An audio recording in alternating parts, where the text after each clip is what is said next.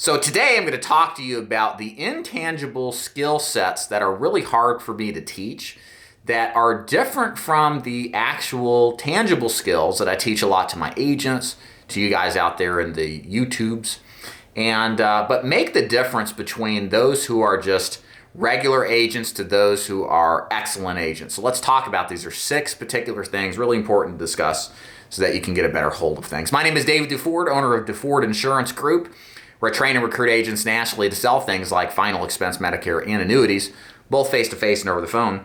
So the first thing I want to mention here, really hard to teach, an intangible skill set, but absolutely important, is thinking upon your feet, thinking on your feet. Thinking on your feet is the way that you take a canned sales presentation and turn it into a custom tailored presentation that drives at the heart of what really matters to the prospect. The problem is it's hard to teach randomness, okay? It's hard to teach you how to react under certain circumstances. Of course, we try to.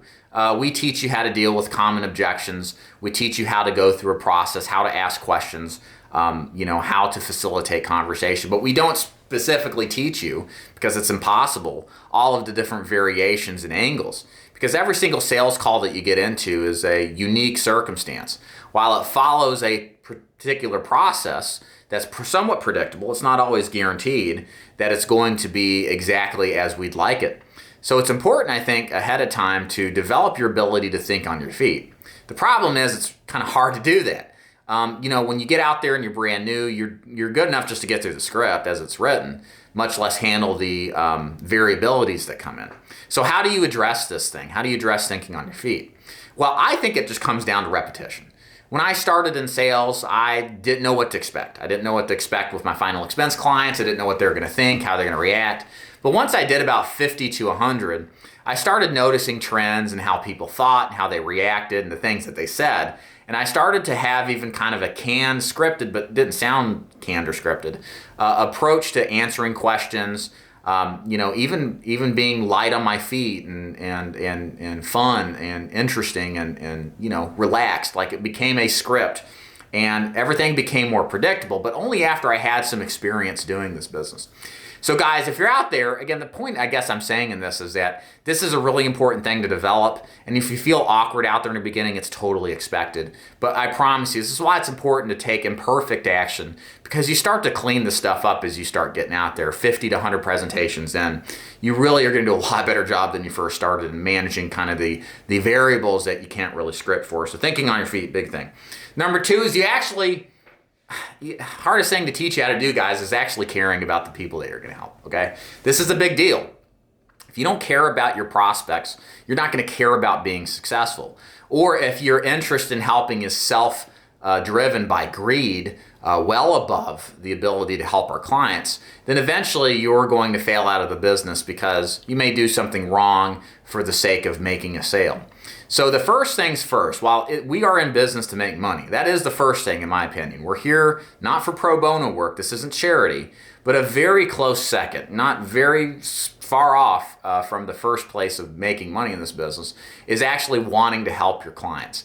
And if you don't enjoy our prospects, and our prospects are pretty interesting people to say the least, but if you don't enjoy the particularities about them, the things about their lives and who they are, and you could care less about them, it's likely that will manifest in the quality of, or lack thereof, of your presentation, your ability to follow through, your enthusiasm for when things get tough, when you hear objections and manifesting them.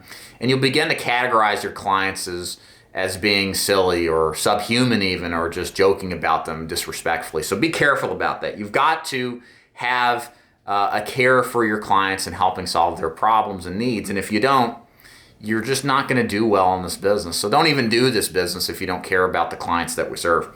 Number 3 is work ethic. You can be well scripted, you can be canned in your script, you can be well prepared, you can know all the carriers, but if you're lazy and you won't go the extra mile, you won't do the extra step or 2 required that differentiates you from everybody else, you're going to end up in a sea of mediocrity just like everybody else. I can't teach you how to be motivated and have a work ethic. I can only tell you why I do. It's because A, I didn't want to be poor. B, I actually wanted something better for my life and my family especially. And C, I felt an obligation to the men in my life, my grandfather, my uncle, my father, who are all entrepreneurs or very successful in business, to carry the flame, I guess you could say, and live up to their standards, at least try to. So, for me, that motivates me to work, and work is who I am. I don't know what to do with myself if I'm not working, because work is creative effort. It's a way to create something out of nothing. It's a way to make meaning in my life. It's not everything in my life, but it's important to me. And it's also the conduit to getting to these higher level of being, I guess you can say.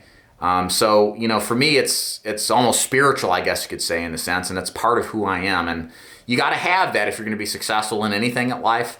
Definitely insurance sales. If you're here to not work, or to think that you can cut corners and not commit yourself, or have to not knock on that extra door at the end of the night, or call that extra phone after you've been cursed out 5 times in a row, look, I'm sorry. Go get a job that pays a wage, because that's why they're there, because this is tough work, and you got to have a good work ethic. You got to have stick-to-itiveness too, guys. So, we're paid the big dollars, the big bucks, as I like to say, because of all the crap we've got to put up with. All right. We have to deal with people who most of the time, and this is the definition of a good agent, hears no more than they hear yes. Okay. So that you're never going to overcome that. You're going to have to stick to this business, even though you've ran 2 weeks without any sales, like an agent of mine, Buck, who's really good at this business, but you're just in you're just in this state of mind that's completely out of sorts. And by the way, he's killing it now, last couple of days, back in the saddle again. So you got to have the stick-to-itiveness that pushes you through the rough spots of this business, okay?